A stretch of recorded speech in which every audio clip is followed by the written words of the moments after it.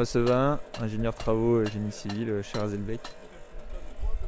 On réalise la démolition de l'ancienne galerie de la Marionnnaise et ensuite on vient la reconstruire avec une extension pour la piste cyclable et une extension dans la longueur avec un supplément de 110 mètres linéaires. Et les travaux consistent donc dans un premier temps à déposer la toiture et les poteaux et les poutres de l'ancienne galerie.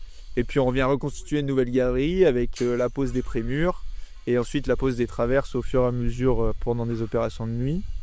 Et derrière on va faire le clavage des poutres en journée avec du bétonnage et du ferraillage pendant plusieurs semaines.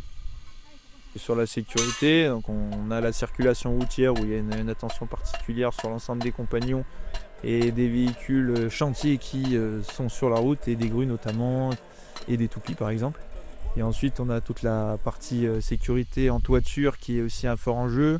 On a mis un échafaudage de 340 mètres de long en encorbellement au-dessus d'une piste cyclable qui n'est pas habituelle on va dire. Le fait de mettre de la préface est plus simple pour la pose qui se fait de nuit.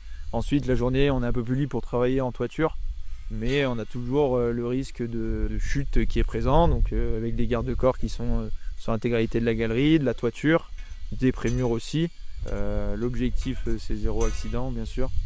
Ouais, l'enjeu de la phase 2, c'est de mettre en service la galerie pour la fin de l'année avant le retour de la neige.